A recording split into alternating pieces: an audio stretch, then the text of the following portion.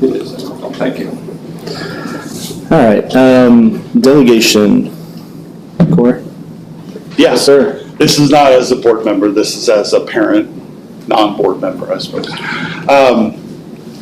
This past fall, my daughter began playing girls flag football, and she carried that over to the spring. And in participating in that, we found out that there's an incentive through the Kansas City Chiefs to try to establish girls flag football teams in Kansas and Missouri, and in which there's a grant opportunity involved with that, a money grant, and then uniforms and equipment. And so with her persuasion, I have reached out to representative with the Chiefs, who also put me in contact with a person in Kansas and Osawatomie to kind of find out how to go about this.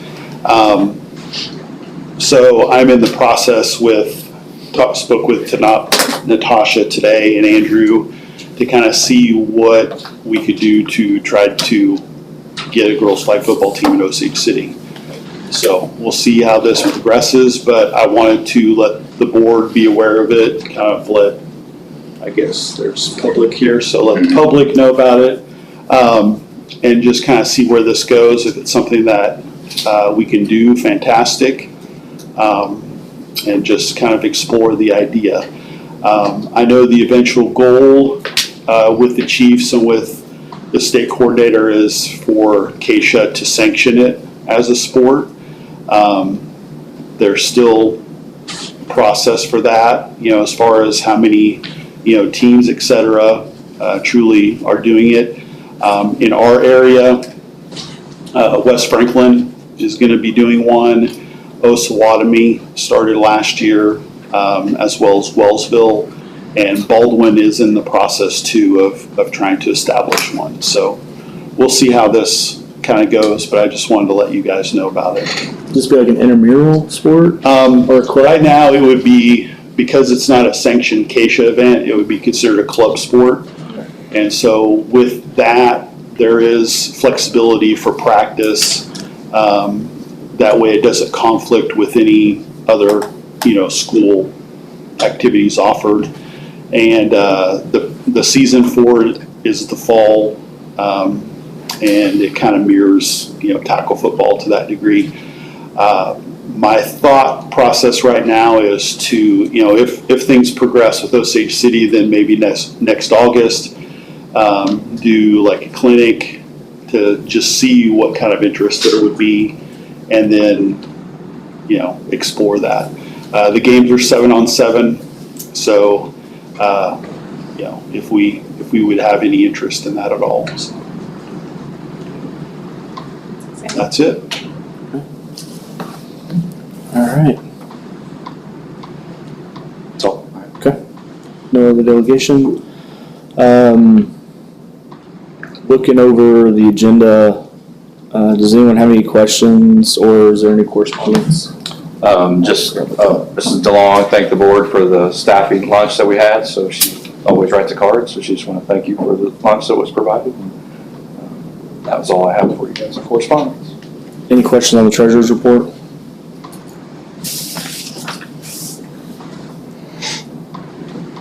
And any questions with petty cash or the payment of the bills? No? All right. I'd like to make a motion to adopt the minutes of the regular board meeting of April 9th, 2025. I'd like to approve the treasurer's report of April 30th, 2025. Approve the petty cash repayment for the elementary school of $116.73. And approve the payment of the bills and them to be allowed in the amount of $291,530.94 for May 14th, 2025, and the April 2025 payroll in the amount of $540,309.82. Second. Carson. Aye. Parsons. Aye. Blomeyer. Aye. Heppenstall. Aye. Tice. Aye. Fagan. Aye. Linton. Aye. All right, moving on to new business. Evergy solar update. We've got a couple individuals that want to present. So, yeah, Lindsay Freeman's here with Evergy, has asked to speak to the board about solar energy. So. Sure. Yeah, where would be the best place for us Just to? right, yeah, right there. Okay. Right there. It's not a great setup. We All right, apologize. well, I'm going to sit down if that's okay with you guys. My name's Lindsay Freeman. I'm with Evergy. And I am Brandon Sack, and I'm with Evergy as well. And we just appreciate your time, and we just wanted to give you kind of a quick update, allow you guys to ask questions. So Brandon's gonna kind of give a high-level overview, and then we'll go into some of the project details. Well, thank you everyone for allowing us to speak tonight. Really, the things that we're working on at Evergy in total are a little different than they have been for the past 20 years. If you read the news at all or have been watching the local news channel, you'll see things like Evergy's building new power plants, all kinds of power plants, natural gas plants, solar plants, wind plants. One thing that's different now than it was 10 years ago, 5 years ago, 20 years ago is we're getting people to build stuff in our territory again, which is exciting because what that does is it brings people, it brings families, it brings commerce, it brings a lot of things with it. But in order to do that, electricity feeds everything. So Evergy has been working on all of our plans on how we're going to address all of the energy needs over the future. So one of the things in the group I work in, so I'm Brandon, I grew up in a town called St. Mary's, so Plano State City a lot in sports. Playing you Monday or Friday night. We're playing Friday in baseball. So, yeah. Perfect. I'm not going to say go Bears. That's where I grew up. So I grew up in a town just like this. And so these things are impactful and they mean a lot. So when Evergy does a project, it can mean things to a county and it can mean things to the local school district. It's not lost on me that my school was built because there's a coal plant right beside the town that I grew up in. I had new facilities. I was very fortunate in the school system I grew up in. So when we do bring projects to communities, we like to let people know how it could impact them, not just all the positive. There's negatives that go along with everything that we do as well. So this is the perfect spot because one of the biggest beneficiaries of the project we're working on is the Osage City School District. For Evergy overall, what we're looking at is we're trying to figure out how to supply customers who come in and they demand certain things. 5 years ago, they could demand a lot because they were the only gig in town. It's not the case anymore. Now it's more of a, you know what, you can't push us around. We have plans, we want to do plans. We have customers, we want to do things the right way. And we need to do it the right way so rates stay affordable. So the house I live in, I pay Evergy rates, stays affordable. So those are the things I work on with Lindsay as we work through everything we're trying to do. So Evergy's plan over the next 20 years to address these challenges is to build an all of the above approach when it comes to power plants. We just announced 3 natural gas plants that we're going to build across our territory. We also announced 3 solar facilities that we're going to build. There's one in Wilson County, there's one in Douglas County, and there's one on the other side of the border. I can't think of the county right now, but it's down, it's not quite to Joplin, but just north of Nevada, Missouri. Those will suffice for now, but as Panasonic ramps up and starts hiring 4,000 employees, as Google starts to build their gigawatt plant, and as Meta starts to build their first facilities, we've got to build more. And it's not build more just to supply them.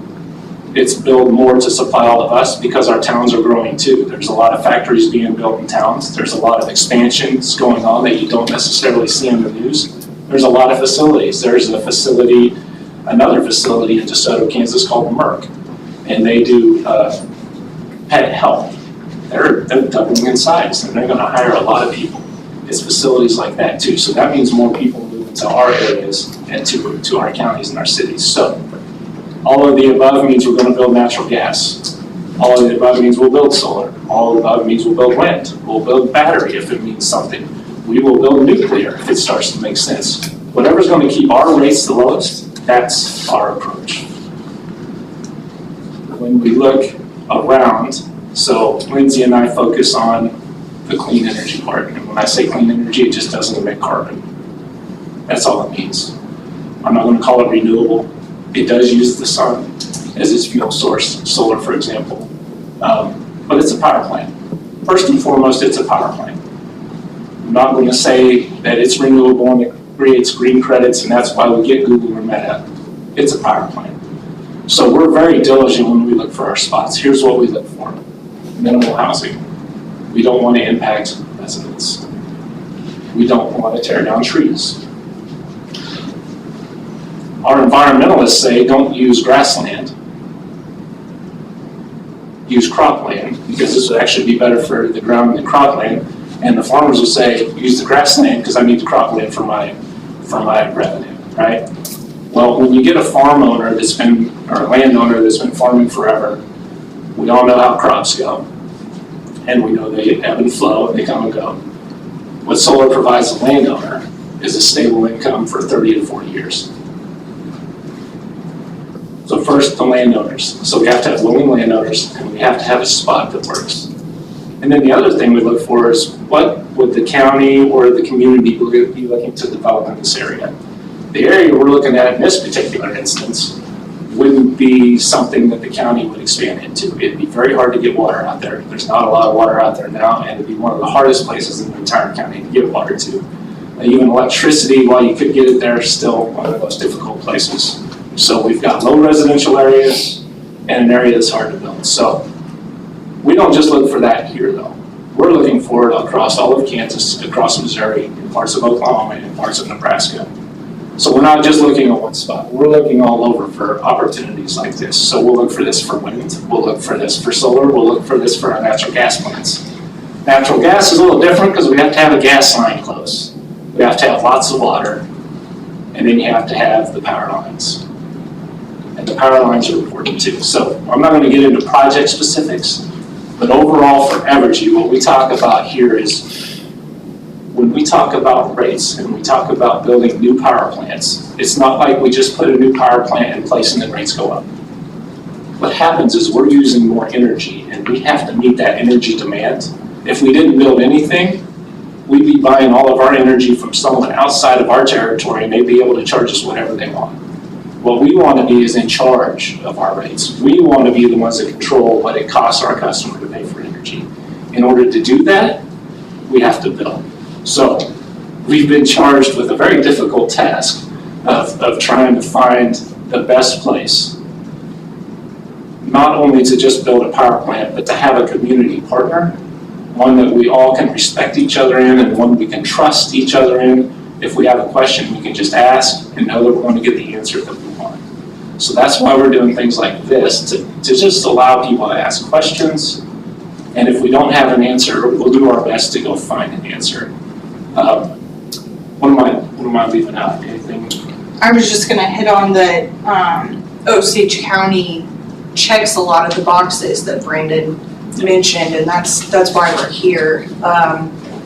The closest house, to where a panel would be is over a quarter mile away. And there's just a handful that even are even in that, even within a half a mile. So, and it really, I think of the residents in the county, it's less than 1% that are even in that area. And we won't have to build new transmission lines. So that's a big thing for us when considering a site. The infrastructure is already in place, so we don't have to worry about doing that. We have, like Brandon said, willing landowners, and that's a huge piece for us. We're not going to be doing eminent domain here. All of the people that have agreed to potentially be a part of this project are very excited about it and excited about the opportunities that this brings for the county, for the school districts, and for their families for generations. And then Brandon mentioned batteries, but we have no plans to put a battery on this site. Right now, we're just looking at solar. We're not looking at wind. And we're talking about 2 potential phases. And the part that we really wanted to hit on with you all today is what this means for the school district. Because you all, in our eyes, are kind of the biggest, you get the biggest benefit from the tax dollars that come from this project. So any new generation, whether it's wind, natural gas, solar, I guess those are the only 3 that are tax exempt right now. Batteries are also tax exempt in Kansas for the first 10 years. So we would work out a plan with the county. It's called a pilot, which is payment in lieu of taxes. So we can't give you what those exact numbers are, but starting in year 11, we estimate that it would be over 100 million per phase. Is that what we're? Over the years 11 through 30, so over 20 years, one phase would generate $100 million in tax revenue for Osage County. And what that means for you all is roughly, if we end up getting to do 2 phases, $4 million of additional revenue for the school district every year. Yeah. So, just looking at your all budget, we hope that you see that is a significant number and a big, could be a big impact to your district. And you're not having to build new schools because we're bringing in all these additional people. This is just more dollars coming in to your budget. So that doesn't mean it's just, okay, go build it because we're gonna get some money. We have a lot of things we do when we build a power plant. There are a lot of things we have to do. She talked about no battery. There can't be a battery because we can't do stuff like that without an entity called Southwest Power Pool. We would have to submit a request to them, and those requests take years. They take years. Currently, we have a request for solar, and only solar in the area that we're looking.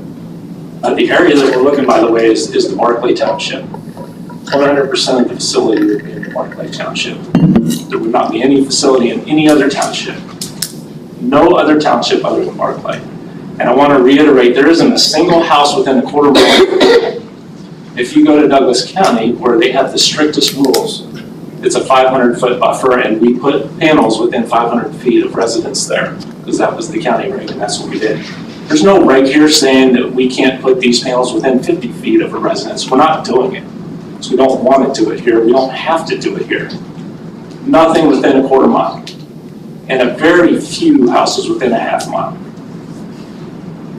A lot of people are going to talk about things like toxicity of a panel. And there are certain panels that do have some metals in it and have some I don't know, some toxicity, I guess. We're not using those panels, and we wouldn't use those panels. What's a little different from us than others is we're Evergy, and we have coal plants, and we have nuclear, and we have gas, and we have hydro, and we have all this, and the EPA looks at us like a hawk. The Kansas Department of Health and Environment, we're their biggest person that they look at. Everything we do, we have to go talk to them about what we're doing. We can't just put toxic things in places and not have any ramifications. On top of that, the Corporation Commission mandates everything we do. So when we go and we talk to the Kansas Corporation Commission, we have to lay out everything. This is what's going to cost. This is what we're impacting. This is who we're impacting. This is how it's going to impact our rates. Every single thing is on the table. We just got done with the KCC going through some open trials. We put 2 solar farms and 2 gas plants in front of them. The solar farms didn't even make it to trial because everyone unanimously, I can't say it, passed them. They passed and let those go through rates because of the impact that they have on our ratepayers and how they see they fit into our plant. They had a lot of questions about the gas. And here's the biggest reason why. Once you build either power plant with With gas, I have to keep buying its input to get it to run. With solar, I've spent all the money I'm going to spend. The fuel is going to come from the sun. Now, I'm going to have incremental costs of both to maintain it and operate them. But the operations at a solar facility are way different than at a gas plant or a coal plant or a nuclear plant. So when we talk about our overall resource plan and we talk about putting a solar facility in our resource plan, it is the cheapest form of energy for my rates at my house that we're going to put on the grid. Oh, it's going to raise rates. Everybody's asking for more rates. What happens is our coal plants are 70 years old. Jeffrey's 50 years old. I don't know about you, but I don't have a car that's 50 years old because it wouldn't still be working. And if I did, I guarantee you I put a lot of money into it to get it back to running and in good shape. Same thing with tractors. It's our workhorse if we've got a 50, 60, 70-year-old tractor, but it's taking a lot of our time and a lot of our energy to keep it running every time we start it up. These things are going to stop working, and we're trying to get in front of that. They've been depreciated. They're impacting rates a lot less. So we're going to build new power plants, let those retire on out. We cannot keep maintaining them. It's cheaper to build a new power plant now. Solar is a good addition to our grid. We're not only looking at solar, and we're not going to ever be 100% solar. We're not going to be 100% solar and wind. We're going to keep that nuke plant on. We're going to build new gas plants, and we're going to keep these coal plants on as long as we can. We need everything to be able to serve everybody. Solar is great. We've got a lot of wind. We've got over 5 gigawatts of wind. That's 5,000 megawatts. And to put that in perspective, all of Evergy, on our very peak day, we will serve 12,000 megawatts of load. So energy through all of our buildings, our houses, everything, 12,000 megawatts. We have 5,000 megawatts of wind. Now, the reason we have 5,000 megawatts of wind is because it doesn't produce 5,000 megawatts all the time. It only produces 5,000 megawatts sometimes, right? It blows when it blows. Solar, the same thing. We've got plans to add 2,000 to 4,000 megawatts of solar over the next 10 to 20 years. That's not going to cover our 14,000 megawatts of load. We're still going to build gas. We're going to build all of these other things to serve that. Solar is great because it's there when it's hot. The sun's shining on that 105-degree day and our air conditioners are cranking as solar is working. It's not working at night. I don't need it at night. I got wind at night. I have everything else at night. But I've got free energy right here, free incremental energy. I'm still paying for the facility. And everyone's going to say, oh, it's renewable, it's clean. It's a power plant. There's steel, there's glass, there's aluminum, there's a substation. It's right there in the middle of the facility. That's not lost on us. We understand what we're building. And we know it's a power plant, and that's the reason there's property taxes. So one of the things we can do is we can give to the community. We will give to the community when the property taxes hit. The first 10 years, we absolutely will give some money to the communities. We don't have to. We want to and we will because we know that's a thing. The other thing we do is if we impact a road to get to the facility, we will build a road. Outside of that pilot, it's going to be us maintaining those roads and making sure they work. And it's not just going to be us. We've got this corporation commission that says if you don't do it, you're going to be in trouble. And we've got the courts that say you're the utility, you're going to go fix it. We've got all of these people watching us. Now, if I was someone else, an out-of-stater, if I was an IPP, I wouldn't have to tell you all that stuff because I don't have those same people looking at me. I don't have the EPA calling me every single day saying, what's this, what's that? I do, as Evergy. So I can't just do stuff out of the blue and say, oh yeah, let's just put toxic panels there and they're going to ruin everything. No way. Are you kidding me? No way. So we are very diligent with what we do. We have to be diligent because we will get in trouble. Things that we'll do is we'll monitor the soils around the facility throughout the life of it to make sure that nothing is happening. And if it is, we'll take care of it at that exact moment. It does no one any good to wait and not monitor all that stuff. So as we do all of these things, yes, there is a lot of money. If we do 2 phases, that's $4 million a year for this school right here. $4 million a year starting in year 11. That's generational stuff right there. there's a price, there's gonna be a power plant out there. You're not really gonna see it, but it's going to be there. It doesn't have big old tall towers. It doesn't cause a glare that you're all gonna see here in town. But it is a thing, and that's not lost on us. For the county, what that means is, I think the county's budget, property tax intake across the whole county right now, I think in the 2024 budget was $9 to $9.5 million. The county's going to see from two phases. If we did two phases, we'd get an additional $6.5 to $7 million a year. Not quite doubling the property tax intake that they get right now from all of you who live in this county. And that's from a facility that's going to have not a lot of employees. It will when we do construction, but when we're doing construction, we're taking care of everything we're using. So if we're using the road, we're taking care of it. Not the county, so it's not coming out of that money that the county's getting. We're taking care of that. Once the power plant's running, we're not bringing a bunch of students, so you're not going to have to build a new wing with that $4 million. That's $4 million you get to use for your flag football team. That's $4 million you get to use for your new uniforms, and not new band instruments for the new kids, it's new band instruments for the facilities we have now. So it's not lost on us that is infrastructure that adds to the tax base. But again, it's a power plant. It's not all awesome free stuff. There is some stuff there. So all we can do is educate, and we really wanted to let you know how it could impact the community here in the positive ways and the negative ways as well. Because we know all of it happens and all of it occurs. And really, Lindsay and I just wanted you to know that we're going to give you our cell phone number, and you can call us with any kind of question. If something comes up, well, you know what, that makes a lot of sense. I bet if that's a real problem, I want it addressed. Call us and we'll let you know that we've probably already looked into it, and if we haven't, we will. Lindsay and I spent 6 months looking into zinc oxide going into the groundwater, and then after the 6 months, it was determined that's not really a thing. All of those things we look into because I live in the communities too. And I want to know too when that stuff happens. So those are all the things that we look out for when we're part of a community that's Evergy. I just wanted to add to a couple of things Brandon said. So we serve about 2,000 customers in the county, Evergy does. And then we also have about 212 employees that live in the county. So in addition to everything that Brandon said, I mean, we care about our employees too. And, we want to make sure that they're happy about this project as well and understand that this is a good thing for the county.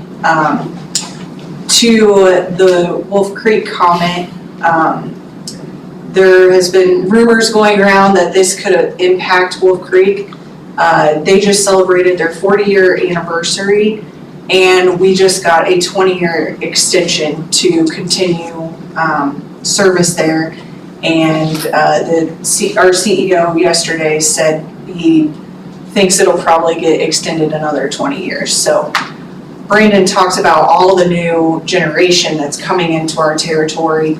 These types of projects are not speeding up decommissioning at any of our other plants. With the load growth that's happening, we're having to push out decommissioning on projects because there's so much demand and we just can't keep up with everything that's coming online. And then I did want to let you guys know you are the only school district that would benefit from this project. So that's why, with the property tax dollars, so that's why we wanted to just provide you guys the information that we know as of now, and give you a chance to ask us questions. And if you don't have any today, like Brandon said, we're happy to give you our cell phone numbers and feel free to reach out to us. But I think is now a good time to open it up for questions. I'll go first, if I could. Yeah. So when will the district, like in consumers, see a reduction in energy costs? We've been told the budget, like the next 4 years, at 10% with energy.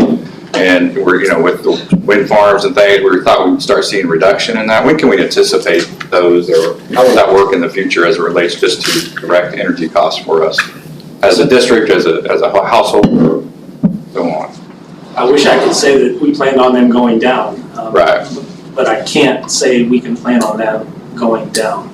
What we're trying to do is stabilize them. Okay. And what we've been accomplishing over the last 5 years as Evergy here in the Midwest is our rates have been more stable than anyone's around us, period. We've been holding here, everyone else is up here. We made some investments early, so we took some pain early where others didn't. They're feeling the pain now, and we're reaping the benefits of what we sowed earlier. These projects provide a predictable energy cost for 30 years.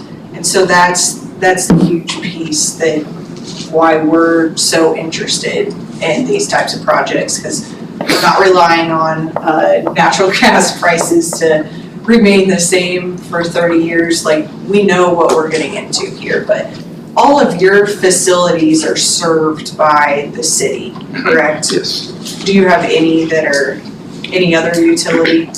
Not that I'm aware of. Okay. So Osage City is a little different in that they control their rate destiny with Sure. the infrastructure that they put in place.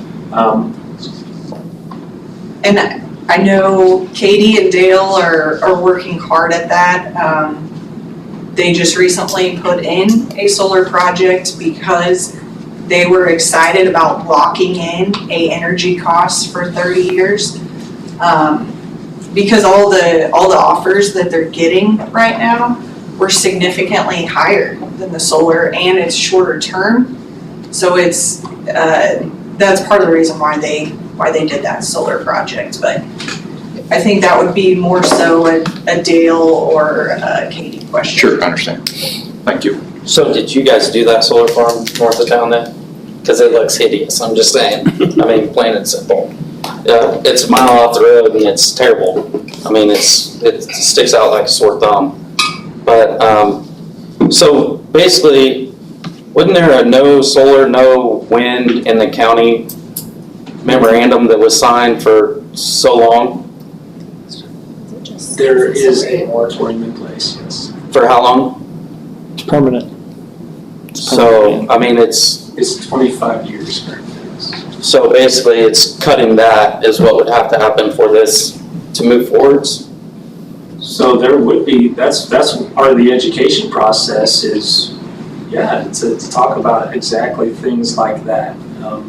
Again, we're looking in all of Kansas and Missouri, so part of that is when we find an opportunity that could be good for the community and for Evergy, is to get our information out. So then if there is an opportunity that you maybe want to reassess things like that, then we definitely want to have the discussion with the county and the stakeholders so we can all talk about it together. So Ted had asked about the power. So you had mentioned that the power is not going to Google or Meta or other companies that you listed. Where's the power going? Is it helping our community? Is it staying right here in Osage County, or where is it going? So that was why I mentioned that we serve 2,000 people in the county. So if those 2,000 customers aren't absorbing that energy, it will go to our surrounding customers and surrounding counties, but it's staying local. We're not selling this off to California or anything like that. That's been something that's said, but the electrons will be staying here locally. So 2,000 people within the county. That's what I hear. Well, it'll serve way more than 2,000 people. Yeah. In our county is what I'm saying, right? But there's Is that right? Evergy customers, there's that many Evergy customers. So Yeah. we don't want to confuse, and it's not around the clock, right? It's solar. So it will serve the overall portfolio, and energy is for Evergy customers. So local company, local customers, and think local as Evergy being Kansas and a little bit of Missouri. How many customers total is in our county? 2,000. Total. So basically, Four Rivers is where I get my electricity from. So they will have to turn around and buy this from you to give us, or what? Just completely separate. They can if they want. we can offer forward for some power off of it, but no, they don't have to. It doesn't have to impact their rates at all. If you get past the moratorium, how many, are you talking 2 phases, or are you gonna stop there? And how many Yeah, acres, that's how many all we acres is, have. how many acres, excuse me, but how many acres is 1 phase? And how many landowners are we talking? So the amount of landowners we'll keep private, but the amount of acres, what the SPP requires, which is the Southwest Power Pool, if we want to put a request in, we have to have 6 acres per megawatt secured in some kind of option. So that doesn't answer my question. So, How many megawatts? Good question, good point. 250 megawatts per phase.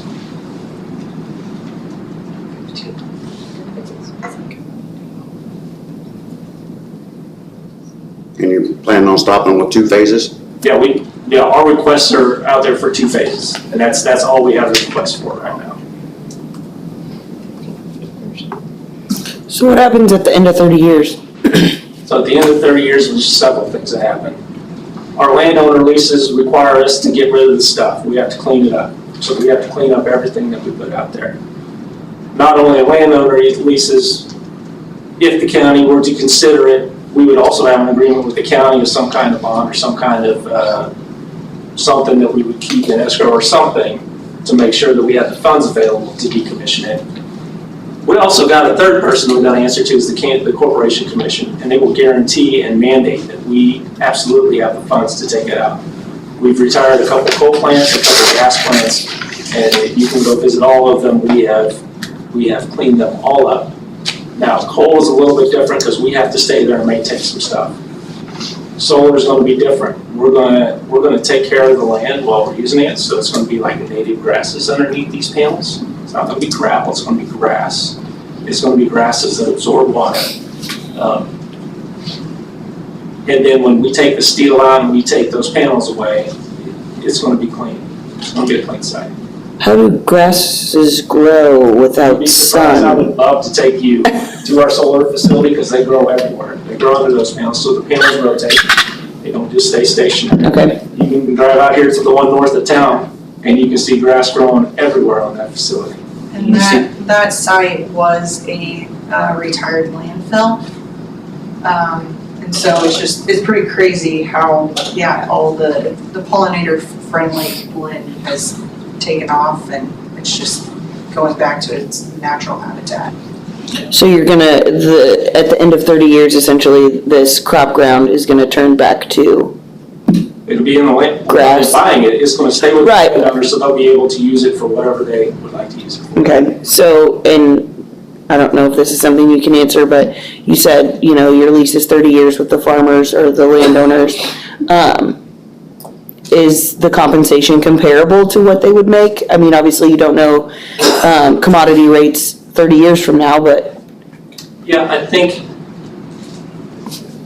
we all know a lot of farmers and they're very smart business people. So I think they're making the decision that they think is best for their family and their for the families really.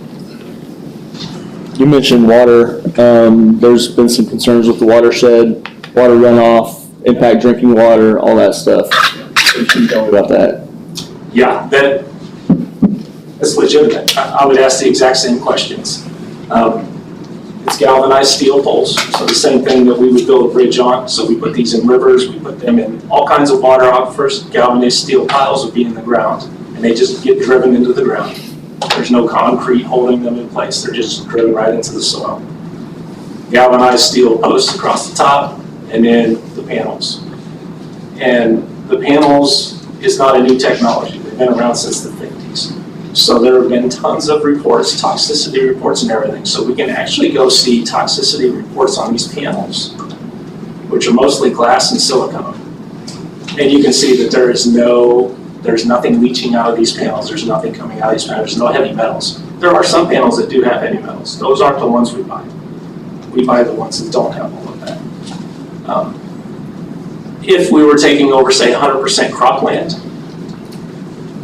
an environmentalist would say this would be cleaner because we're not fertilizing every year. There's no fertilizer runoff going into the reservoirs or anything like that. We're just maintaining natural prairie in these facilities. And the panels are built to withstand golf ball size hail, and our racking system is made for over 100-mile-per-hour winds. So we don't anticipate them breaking. Well, but- and the other things we do now is they can snow. So if storms coming, they get in a certain angle. So we don't keep them flat so hail would just be bombarding them. They rotate. They do some things to make sure they don't take direct hits and stuff like that. So that technology is growing all the time. It's not lost on us where we're building a solar facility as well. We all grew up in Kansas. We know what happens in Kansas. I grew up in Kansas. So when we build these facilities, those are the things we look out for. Our insurance companies make sure we look out for this stuff. If it was uninsurable, we wouldn't build it. So we make sure we look at all of these things when we build these things. So are they all high fence, are there fence around all of them? So it runs the wildlife, area? So what we build, it won't look like the one you see north of town. What we're going to build around these facilities is a game fence. It's just a woven fence. It's a little smaller at the bottom and bigger at the top. It'll be 8 foot tall. So what we don't want in there is deer running around, but all the other critters, we absolutely can get in there and start running around and nesting and having their habitats. And we work with the Department of Wildlife on all of that as well. If we identify an area that is a natural habitat to something that's endangered, we won't be allowed to work in that area. All of that will be studied for sure. So this has been passed on to me, I don't know all the facts, but was there a school in Oklahoma that kind of went through this and got some money and then it went away after 2 years and they were in a tight spot because that money wasn't coming in? I don't know, I can't speak to that, but what I can tell you is Evergy, we're a little different than someone that's from out of state building a power plant as an IPP or an independent power producer. We wouldn't even be allowed to do that because we're gonna have the Corporation Commission come all over us and be on us for something. They wouldn't allow such indiscretions to happen. So I'm not sure that I'm not gonna address what happened to that school district because I have no idea what you're thinking about or talking about, but it's just a different level of scrutiny when it comes to Evergy building a power plant in your community. Because we're not just a solar developer that's going around all over the nation building projects. Like, we're We're looking. building for our communities and Yeah. for my bill too. What's your timeline? Say the moratorium gets lifted, in a year, and you guys get the green light from the county to do this. What's your timeline from phase 1 to start and then phase 2 to start? Yeah. We're still waiting on numbers from Southwest Power Pool to even tell us how much they would charge us to even connect to a spot like that. It's possible that connecting something there, they would say, oh, it's gonna cost this much money because we have to build some new line in Oklahoma, but you have to pay for it. We picked this spot because we don't think they're gonna say that. We think there's room here, and the first numbers we got back were positive. But they still have 2 more studies to do before that. I mean, each study has been taking years. So before we even know that, we're years away. So that's why we're starting to educate now. So we can talk about what would happen if it does come back good. So we're a few years away from even starting what would even be thought about being construction. We do have due diligence that we do in the area, but that's just to understand, even if the costs come back, if there's something like endangered species or cultural artifacts or just if rocks only 1 foot deep all the way through this facility, those are things that would say, well, let's find a different spot. So we need to do that research as well. So I can't give you definitive dates because I don't have definitive dates. What I can tell you is Evergy's plan is to have 600 megawatts of solar come on next year. This could not be part of that. Wouldn't be possible for it to be part of that. So when you look at our resource plan that's out there on the internet and on our website, you're going to see 150 megawatts of solar in 28, 150 in 32. You may see 300 in 2030. Those would be areas where something like this could fit in, pieces of it could fit into that plan. I know that you had mentioned your guys' insurance. Do you know what this does to the insurance of our community members and especially those houses that are within that quarter mile, half mile radius? Yeah, and that's an interesting question because we did a lot of research the past 2 weeks on that. So our insurance, as you can imagine, we have a lot of assets. So our insurance team has a lot of connections and a lot of work that we have to do. We talk to people all across the nation, insurance providers all over the nation, and no one has ever had their insurance increase by living next to a solar facility. Not one person. So if you have an insurance agent telling you that they're going to increase it if you live within a certain area of a solar facility, you might want to talk to another agent. Because we talked all over the country and never heard of this. I'll add to that where there may have been some confusion there. Your insurance will increase if you add solar to your home or your business because you're adding to the value of your property. So that could be where that got confused a little bit, but yeah, there is nothing showing that being a half mile away is going to increase your property insurance. What about property taxes? Because I know that you brought up the payment in lieu of taxes. Is that payment in lieu of taxes? I know that you said that it's going to the county. Is that for everyone in the county, that no one's paying property taxes and you guys are paying it for us, or how is that working? So the facility itself gets an exemption. So if we build 2 phases, it would be a major investment for Evergy. It would be a lot of money for Evergy to invest in. And how we pay taxes is the value of the facility gets taxed by the state and is dispersed to the counties that it's in. Right. So the first 10 years it's exempt from that process. So the payment in lieu of taxes would be something we would negotiate with everyone that's impacted in the area to make sure that there is some money coming, because there's not any coming from that process. So that would be something that if the moratorium were to be considered to be lifted, that we would negotiate with the county. Typically with the county, they'll disperse that based on the mill levies on the land that we're building on. Sometimes it's not, and if that's the case, we'll come negotiate directly with you, so you get some money as well. With every person in the county? No. No, okay, sorry. If we follow the mill levies of the land, so just like your mill levy looks on your tax bill, that's how it would be dispersed. And then are property taxes likely to increase for homeowners that are? I can't speak to what property taxes would do in Osage County, but I can tell you this project would add a major bump to the overall property taxes being collected by the county. To where, we Can't can't even speak, speculate. yeah, we Not even can't speak speculate to at that. all. Yeah. Just tell you that's a, How does this, I don't know, how does this 4 million get funneled to our school?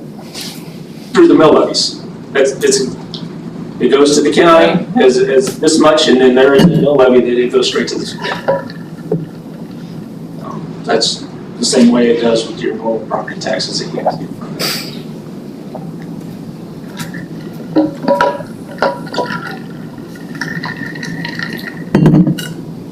Do you know why environmentalists say not to place it on grassland? Why are they saying that? They don't want anything to disturb native habitat. That's, if you know the wind moratorium in the Flint Hills, it's because they don't want to disturb native habitat. So if you can find cropland that's being heavily disturbed, they would say built there over the grassland. That's what an environmentalist might say. Brandon, do you want to hit on agrivoltaics or just anything that we're looking into there? Sure. If you follow our Douglas County at all, one of the biggest things they really pushed was agrivoltaics. Agrivoltaics can mean a lot of things. Do you grow crops under panels? Do you let something graze inside the facility? Or do you just grow pollinator friendly so we get lots of bees, things like that? It just means so many things to so many people. What I can tell you is that we're looking at all these types of things at all of our facilities. First and foremost, the base is always going to be native. So it's going to be pollinator heavy native grasses. That's where we're going to start at every facility. So that's what's going to be under the panels. If there's an opportunity, let's say some kind of short wheat turns out can be grown in between all these panels, and you can fit a small combine between these panels. Seems like a good opportunity for a farmer to also get some money on still growing crops inside and in between rows. But these are all things that are all brand new, so we're looking into them with everybody else. Would that go back to the landowner then? It would be their opportunity to farm that ground? They would get first look for sure. Is that included in the contracts? I don't know if that's included in the contracts.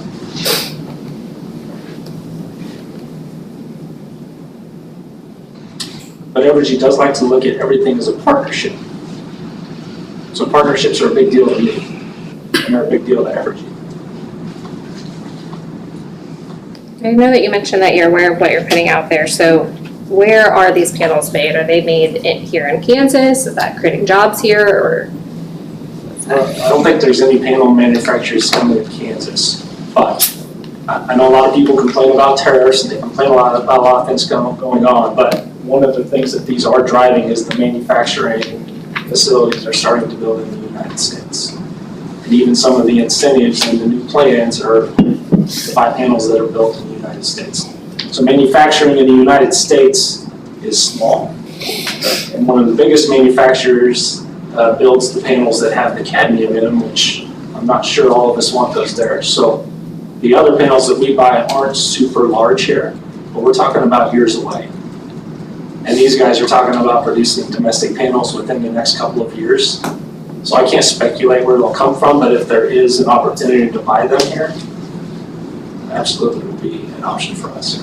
We haven't bought any of the materials for, it's too far away. It's too new and too many questions. Where do you currently get your panels? We do get them from different spots, but all of them come from overseas right now.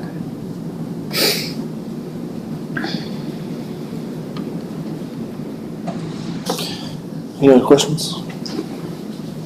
We've taken a lot of your time, so I apologize, but thank you for listening and asking questions. All right. Just in closing, kind of our next steps, we do know a general area. Like we said, we're gonna be reaching out to the surrounding property owners, just educating them on basically the same thing we did here tonight. So if you don't hear from us, that means you don't have property anywhere near the site. But again, we just thank you guys for being willing to listen. And we encourage any questions that you think of, please reach out to us. I know Mr. Hessong has all my contact information, so if you have any questions at all, please don't hesitate to reach out. All right. Thank you very much. Appreciate it. Thank you. Thank you.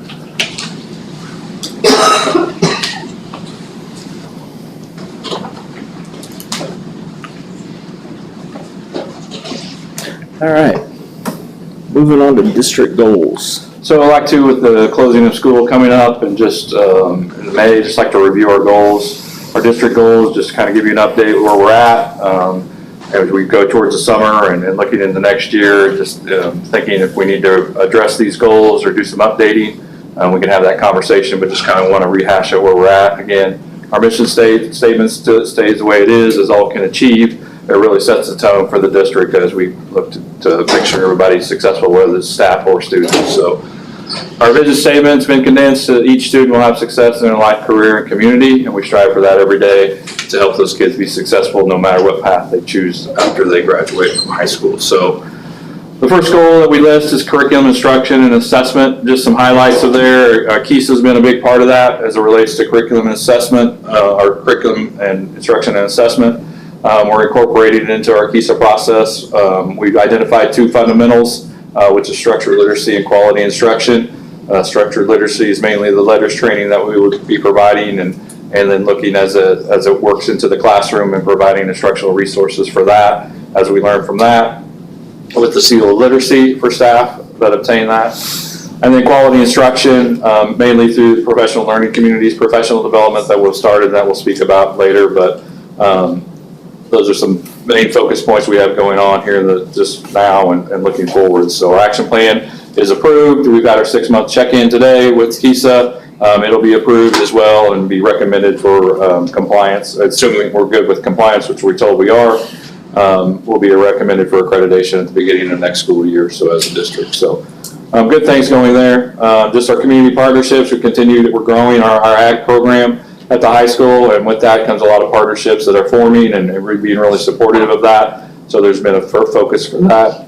Curriculum rotation, we purchased a new elementary math curriculum. We're looking at other resources to do that. There'll be resources in the future. We'll be putting in a resource adoption budget schedule this summer, so we know where to focus on and make sure we stay up to date, current on those.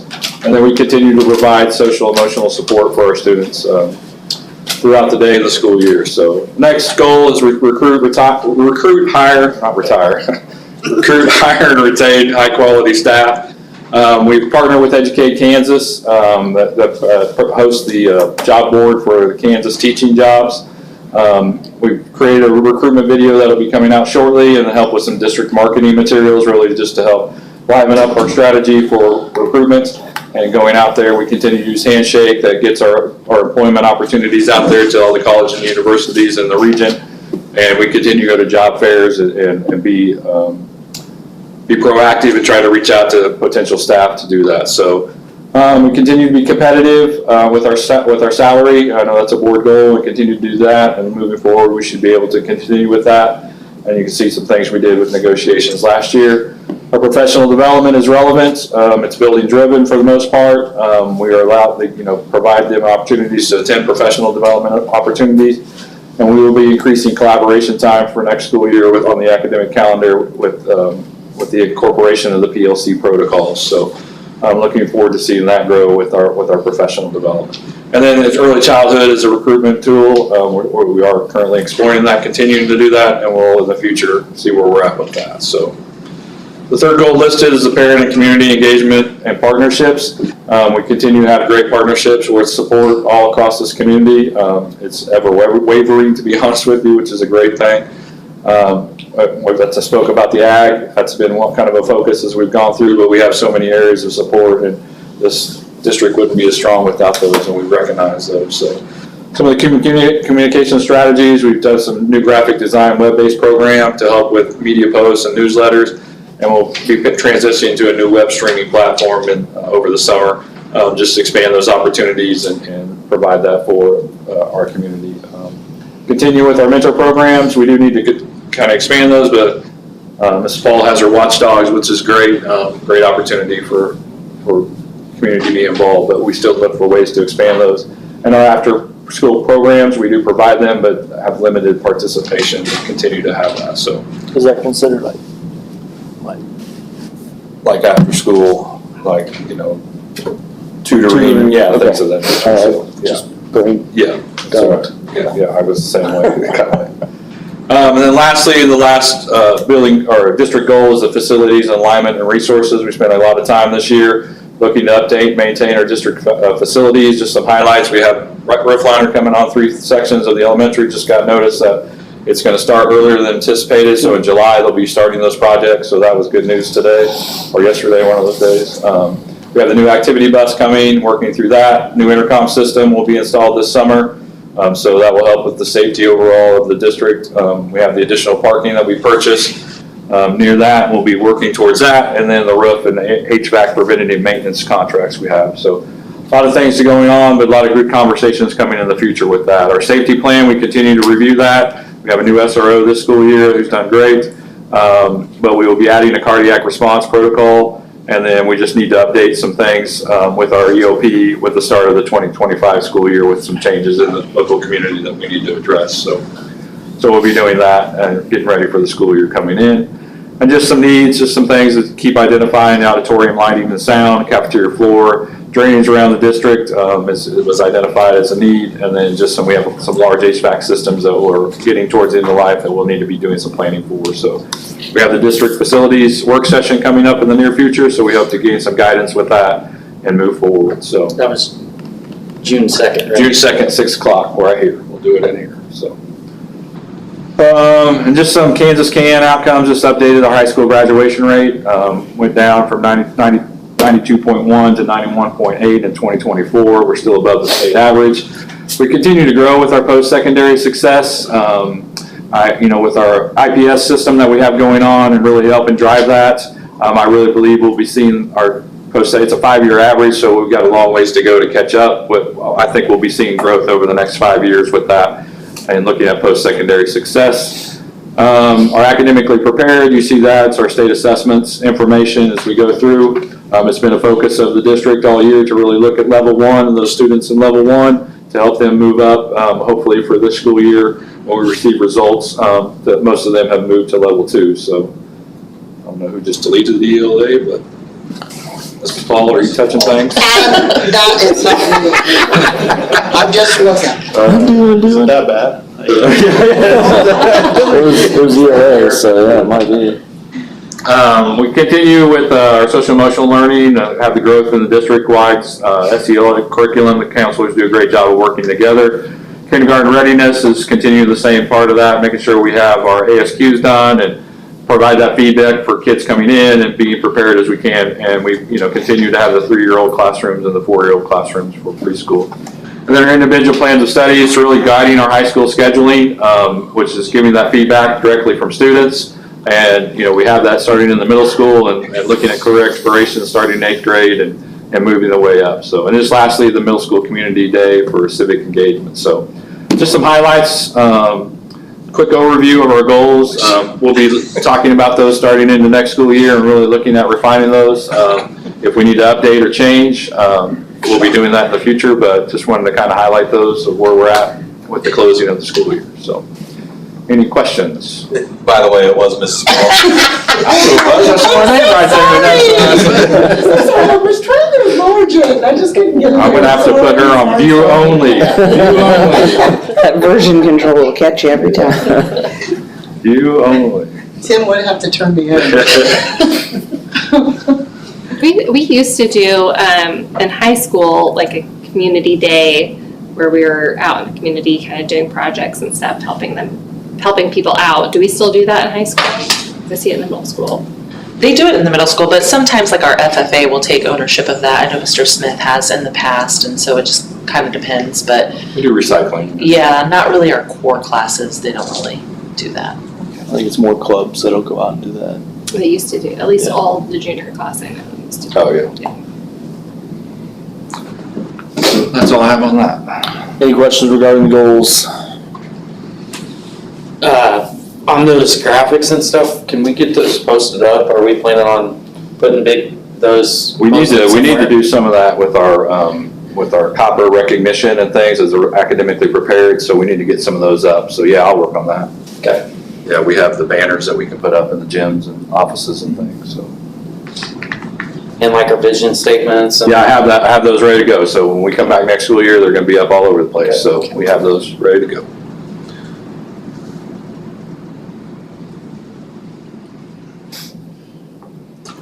All right. All right, moving on, if there's no other questions, Three Lakes Preschool MOU. So this is our annual MOU that we do with preschool, with Three Lakes having preschool. Just a reminder, we have 2 classrooms that are Three Lakes, and then we have one that we host ourselves.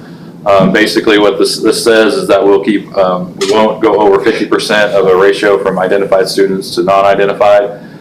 If we do, there will be an extra cost at that, but we'll do all we can to keep that from happening. If it's 1 or 2 kids, we might absorb that cost just to get kids in, but we won't go much over that. But that's just really that agreement that we will keep it below the 50%, or we have to pay extra for that, so.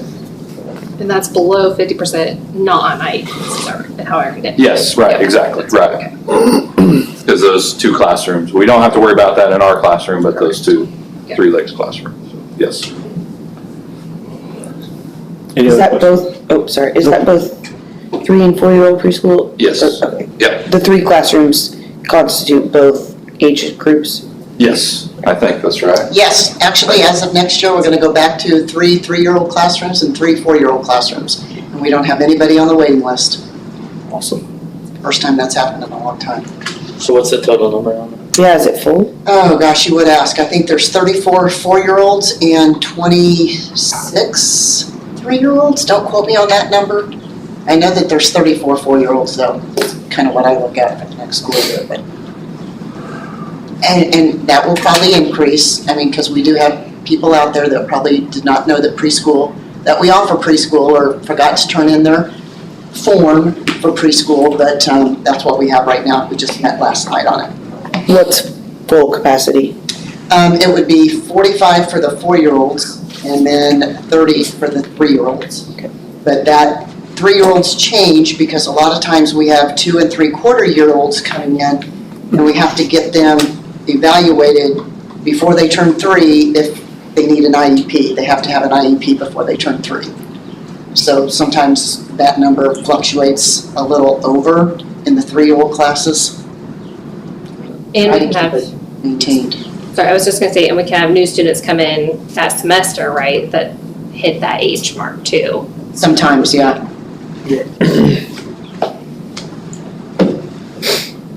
Any other questions? I'd like to make a motion to continue our MOU with Three Lakes at the 50% below IEP mark. Second. Linton, Aye. Carson, Aye. Heppenstall. Aye. Blomeyer. Aye. Parsons. Aye. Fagan. Aye. Tice. Hi. All right, now jumping to the opposite end of the spectrum, we're looking at Allen County's MOU. Saying just again, annual for dual credit services and things for our students. We are in the Allen County Community College catchment, but we still have to have an MOU to provide services working with them. So it's just our annual agreement that we need to approve. So. Do we have a lot of kids that do take advantage of that? You do? Yeah. What's a lot? She was. I'm working on right now. 40. Okay. And it's about, I think last semester it's 106 classes that I enrolled kids in for one semester. Wow. Is that just juniors and seniors or, yeah? Typically, we may have a gifted kid or two here and there, but the overall majority is juniors and seniors.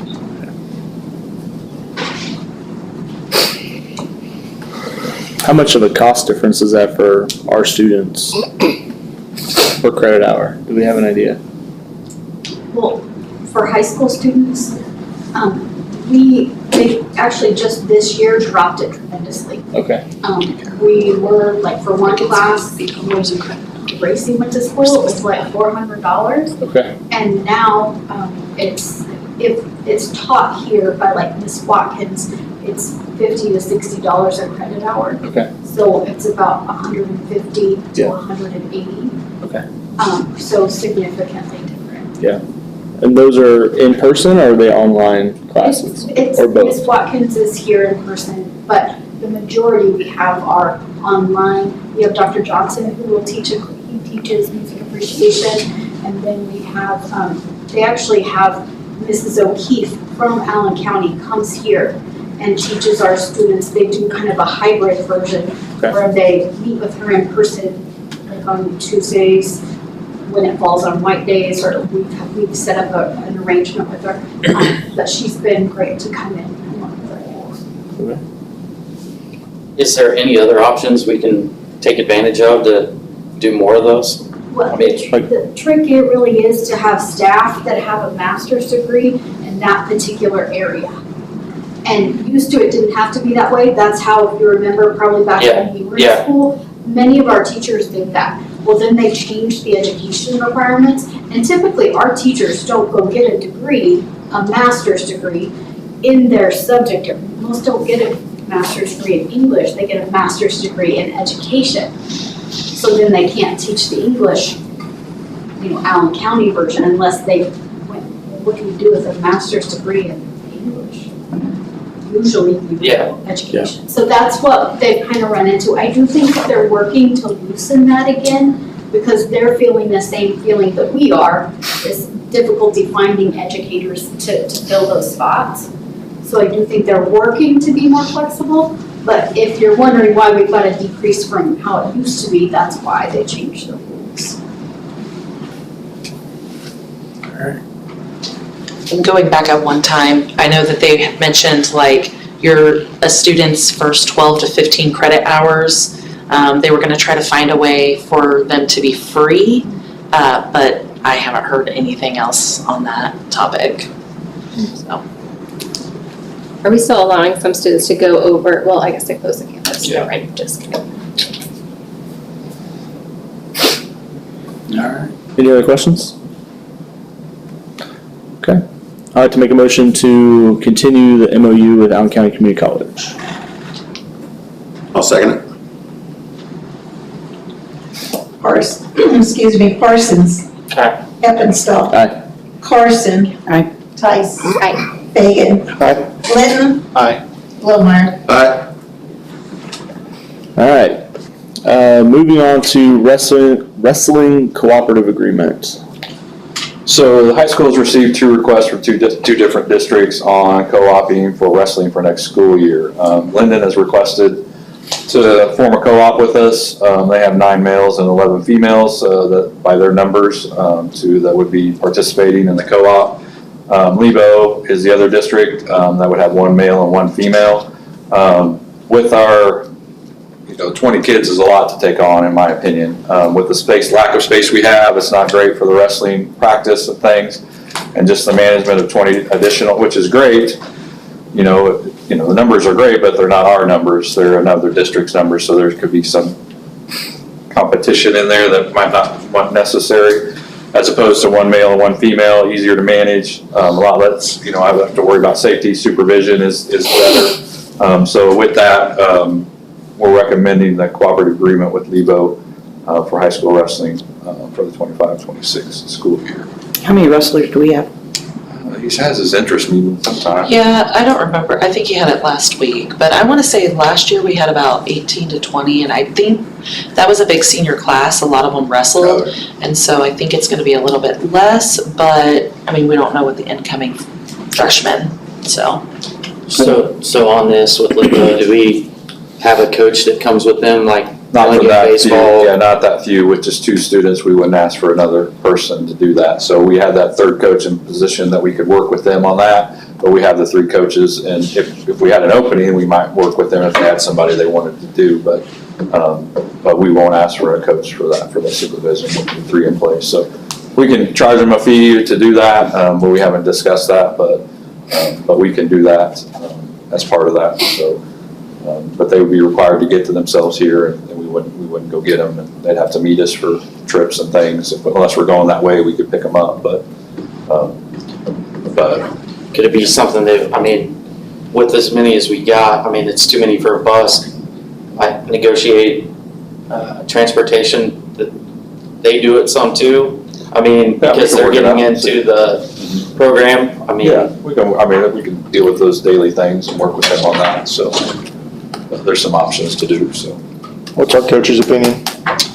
He's for it, he's kind of back and forth, like he'd like the numbers, but again, the competition that goes back in there, but either way, he was good either way with either. He didn't have a preference of which?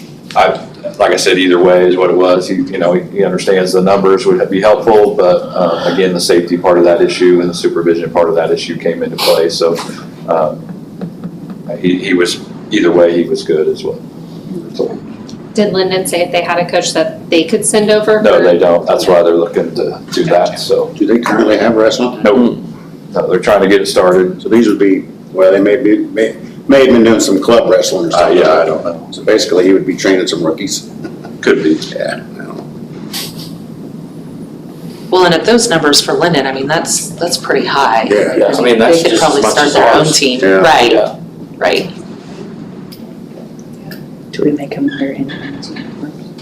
Yeah, they wrestle for Osage, except for like state associations, regional. Postseason. And they'll represent their school. Interesting.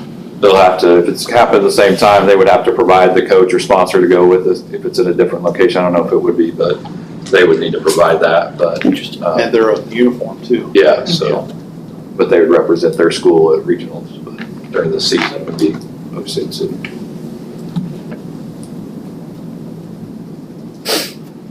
Any other questions?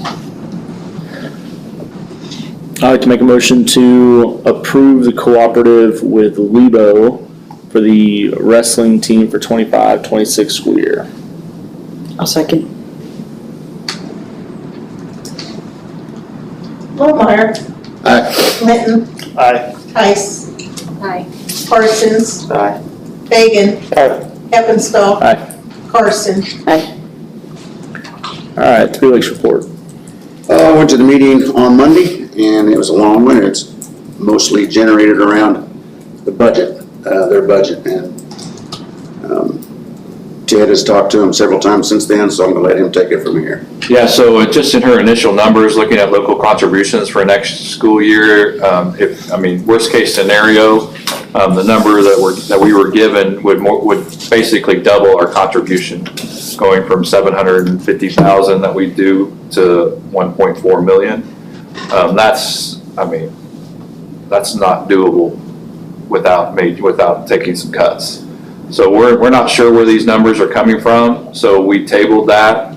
They did not approve it. Right. What they did approve is a fifth assessment, so they could do payroll. It's gonna be about 70,000 for us around there as a district to pay this fifth assessment. We have 4 assessments that we do throughout the year, but if they need funds, then they can issue a fifth assessment. So it's like $350,000 is what the board approved, and we do 20% of that, so around 70-some thousand is what we'll be doing for the fifth assessment. But as far as for local contributions, we're having a superintendent meeting next Tuesday to really have an open discussion, because we're not sure if we're not getting the revenue. Our expenses look like they're traditionally for the 3 years, they're pretty comparable, but our revenue is looking a little off, so there's just some things. She is getting a second opinion on the budget from Greenbush, is gonna come support and look at it, get some eyes on it, and give some feedback on that, because we'll have to come up with a better plan than just doubling our local contribution, which is possible based on the numbers we are being provided. So we're not sure where that's going, but we're not gonna rush into a decision until we really look it over and go from there. So they tabled all new hires as well. Right. With the Lakeside program that they'll be implementing at Scranton, until we can get a grasp on what this looks like for expenditures. It looks like about 90% of their budget is salaries, and so there's just something seems a little off that we need to really look into as it relates. Revenue is going down somewhat for Medicaid. That it's not a lot overall from the district, but it has gone down over time, but it shouldn't be that much. But just reimbursements for CAT aid have been staying pretty much the same. There's possible it could go down, but they're telling us to budget flat. So there's just some districts really worried that they would have to cut staff to make their contributions next year, general ed staff. And so we're tabling that and going to continue to work on that as a group to hopefully come up with a resolution. So. We haven't lost any teachers or anything through the Three Lakes, have we? We're losing one. We're not replacing Mitch, but that's based on our numbers. Our overall caseload numbers. As far as pairs, they are moving a pair to the high school. We've been told we're not going to lose that spot. So Mr. Reeman is making sure that stays open to fill that. So we're not losing, because they'll need that support still. But she is going to move to the high school. So I don't know if there's any others that locally that we're losing, but they didn't add any new at the meeting on Monday. So How does that impact our plan for that, that classroom setup that we talked about last month? the functional, Yeah. no, that won't That's affect any of also that. So we'll do a lot of that locally, because it's just our kids Okay. with the materials and things, and just the philosophy of that will be still in place. But it's really the Lakeside program in Scranton is where that's been tabled. So. If we could afford 1.4 million, we'd have our own department. Right, yeah, if special ed was fully funded at 92%, that's something we would consider doing, but Yeah. there's pros and cons being part of the cooperative, but until we're fully funded in special ed, we just can't do it without the support of the co-op. That was the gist of the meeting. It took a while. All right. It's a tough one. Building reports. See Mrs. Paul turned in her assignment late, so. Yep, Docker. And then she tried Wasn't really changing my the fault. grade. She tried changing the grade on it. That's what she was doing. Yeah. All technology, and I did it all by myself with Kathy Reed's help. Mrs. Reed. And we just got everyone, it's kind of crazy once we get through state assessment testing and able to try and get these done, because we have kids leaving for appointments and stuff, but we finally got them done, but I was not able to submit it in my building report Friday, so I apologize for that, but it does show some really good growth in our building. We kind of celebrated that today during our faculty meeting, so we showed this during the faculty meeting and kind of congratulated all the grade levels on their accomplishment for this year. There's some great improvements. Yeah, using that red triangle is really great. Wow.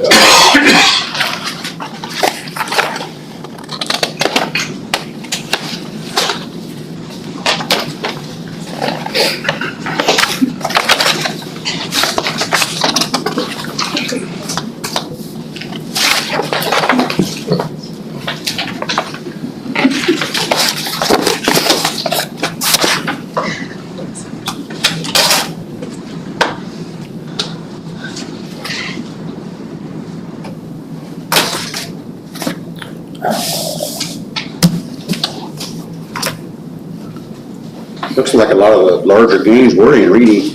I mean, they all look great, but is the letters training kicking in? I would say that is starting to have some really good effects, yeah, definitely so.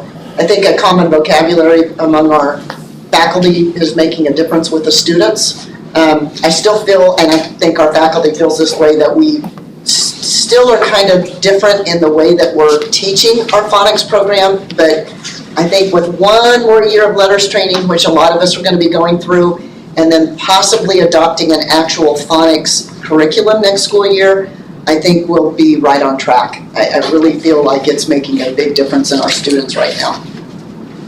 So a question on that letters training. A local school district reached out to me and said that they're doing away with letters already. They're doing away with, the plan for KSDE was to provide funding for training for facilitators, like we talked about. Tabitha Renfro is going to be a facilitator for us. That's been put on pause because of what's going on at the federal government. We had told that money would not be available, but it's going to court over that. So us and some other states are doing that. So they're just calling it a pause right now. We'll still have the funding for what we currently are doing, but no new initiatives like facilitator training would be able to go. So like start new teachers Yeah, on it. We like couldn't that's do what's our that. plan, Yeah. like, Tabitha, any Yeah. teachers come in or don't have it, that they could work with her like we do with the cohorts that Ms. Paul has going on currently. But right now, that's on pause for her to get that training or to provide that training as a facilitator. So Our cohort still for letters training, volume 2 is still in effect. Right. So Okay. nothing changes with those that are in letters from this last year. So it'll still be a go, it's just the new ones, and getting our facilitator trained is going to be put on hold till July 1st. But evidently, Dr. Watson's really pushing our state, federal funds to try and get things done. Yeah, I just heard that, so that's why I wanted yeah, to that's what's question. going on with that. So the 3 new ones that you put in here, Dina, that are going to be starting in August, it's up in the air. It's right up in the air right now. They have other options, like to go through the university, like summer things and do that to get that seal of literacy. There will be other options for them, but we're trying to, provide it locally within the system, but Yeah, there will be other They options. could probably go to another cohort. The bad thing about that is that a lot of the other cohorts are going to be filled already because they're just like our cohort, we've already started them up. So, yeah, now. that will be kind of a disadvantage. If the funding doesn't continue, that will be a disadvantage to all of the teachers. And they'd have to go pay for it through university as a possibility, just to get that seal of literacy added to their license. So. Anything else? Well, congratulations on making it through the school year. Almost there. You're a couple days away. Thank you for all your hard work. Superintendent report. Yeah, that's what leads into, last week it was Teacher Appreciation Week, but we did a lot more than just teachers. We recognized all staff with our luncheon, and thanks to Patty and Pam who put that together, and feeding the staff, and it was very appreciated by our staff, but we appreciate what they do. We had Nurses Day last Wednesday, Food Service Hero Day was the Friday before, So we try to do some things to recognize them and just everybody. It's not just about the teachers, it's about everybody that, from when they get on that bus to when they get off. Kids interact with so many people, so we just appreciate what they do. And we can't thank them enough and do enough for them sometimes, I feel like, to do that. So little things like feeding them seems to help pretty well, though. So just want to thank everybody and just appreciate them for all they do for our kids. So yeah, just a reminder, our work session is going to be June 2nd. Dr. Hart will be here to go over the feedback we received in our community meetings, looking at facilities and making some decisions of long-range planning and giving me some guidance on where we need to head. So I'm looking forward to that. Hopefully you can make it. We just need to get it done, guys. I know you've got a lot going on, and Jared's got to be gone, and ball games and things. But we'll meet up with you, Jared, so you can get in the loop when you get a chance. But we just need to get that going. So people are asking, and we need to get it done. I just know it's a hard time of year to do it. So have that on your calendars for the January or June 2nd. So January 2nd might work. Yeah, Might work better for us. Great. Monday, we met with our PLC consultant, professional learning consultant. We partnered with Solution Tree, and Joe Kademi is his name. He's a retired administrator. He lives in Colorado now, but he's lived the PLC life as an administrator and is facilitating us and other districts, but he's working with us specifically. It was a good day. It's not a great time of the year, it's May, and we got into the school and a lot of focus elsewhere, but I think overall it was a pretty good start to kind of work what this is, and it's not a program, it's a process, and really having that conversation and what those conversations will be like when we meet during collaboration time, and helping guide that. There's some, I'm not saying resistance, but just some concern from the district leadership team about they're feeling like they have to be the experts. I don't want them to, eventually everybody's going to be the expert, but we just all got to go through this together. So, but overall it was a good first meeting. We'll be doing some follow-ups with him via Zoom here before August, but he will be back August 12th to meet with the whole staff and provide PD on that day to do an introduction and based on what he's learned from us and the information that he had, that we can really talk about what it's like to meet when we collaborate and have a different type of conversation. So it was a good start to this process and really looking forward to it. It really fits into our KISA plan, looking at our curriculum instruction and assessment. That's really what it's about with PLCs. They have the three big ideas. You focus on learning through a collaborative environment, which then focuses on results. If we keep the focus, those three things, we're going to see, strides and have a different type of conversation. So that's where it's coming from. So a good first start. So anything to add about that, PLC? All right, summer maintenance. So we're putting the plan together. Going to meet with staff on Monday, custodial staff, and kind of lay out that plan and work through that. Got a few things to do, but other than our general cleaning and waxing and things of that nature, and working around summer school and camps and leagues and all that going on. So we're going to be getting that plan together starting on Monday and be ready to roll. So we'll be hiring a few extra staff to help out with some things. So just be temporary summer stuff. So, that just kind of helps with people who's taking vacations too and things of that nature. But we'll be working on getting that plan together and starting next week. So, just want to give you a heads up on the June board meeting. I'm not going to be able to be here physically. The oldest grandson, my nephew, is getting married in Jersey. And we're kind of doing a vacation/wedding that weekend all week. So with my family. So talk to PJ and Corey. We'll bring the board meeting to you. Huh? We'll bring the board meeting to you. Oh, well, you could do that as well. So yeah, if you're up for that. So we're going to be close to the beach, so it'll be kind of fun. But just like PJ zoomed in, I'll be able to zoom in and participate in the meeting that way. We thought that would work fine. Instead of trying to reschedule the meeting, we just keep it that day. But I'll be here virtually at that time. So just want to kind of give you a heads up on that about the June board meeting. So just a couple other things. 8th grade promotion is Monday. If you're able to attend, we'd love to have you there for the promotion. Starts at 7 o'clock. Be here ready to go at 6:45.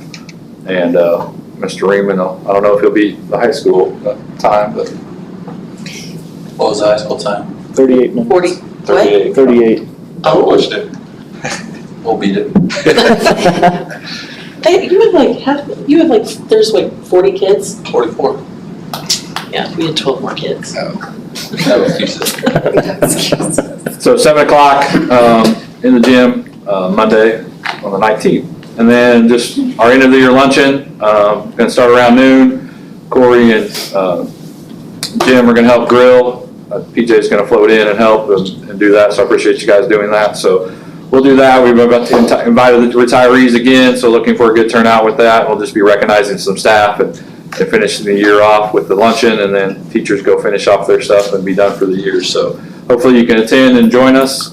It's a good day. It's a good luncheon. It's been a nice feature. So, and just lastly, we've had a great school year. We've seen a lot of growth, and we've had some pains, but overall, it just continues to show why Osage City is a strong community and a strong school. We're always looking to get better and do better things, and I just appreciate everybody's work. I appreciate the board's support, the conversations you had tonight, just reinforces to me that you guys are in it and understanding what's going on, and I appreciate that. But so just wrapping up a good school year. I only have 5 more days of morning bus supervision, so really, looking forward to that.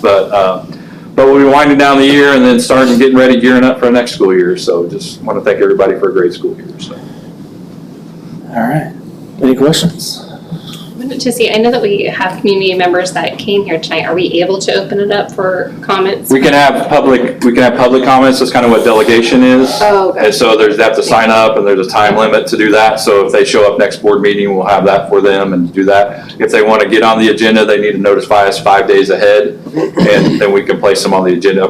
We will go through that to see if that's something we want to add to the agenda, but they need to notify the district office 5 days prior to the meeting for us to determine that. So. Perfect. But yeah, we have that's what delegation is. That's what it's always been called here. So, but that is considered public comments. So. Perfect. I appreciate it. Thank you. Yep.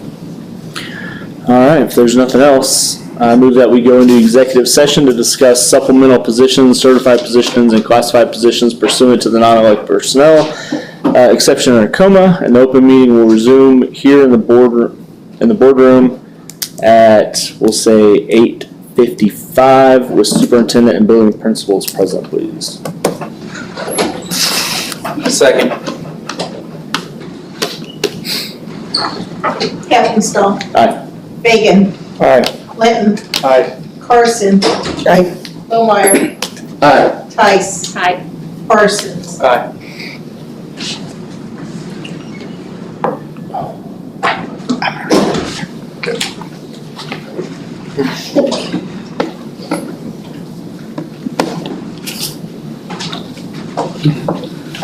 We give her a time limit if she don't come back.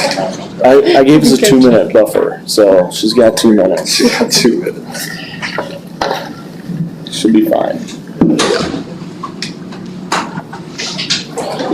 Oh, Jim, I did have a question about properties.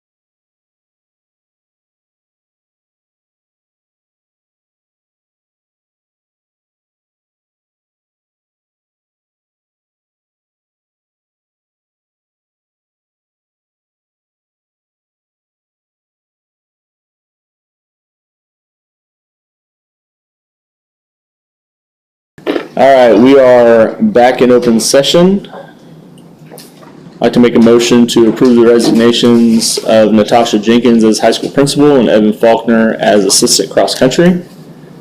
And make the recommendations to approve the certified staff as recommended by the board. Approve Danny Rice as part-time ag FFA teacher, Fred Polesi as maintenance director, Amy Linton as a high school dance sponsor, Evan Faulkner as middle school assistant football coach, and Tammy Cerna as the middle school assistant basketball coach.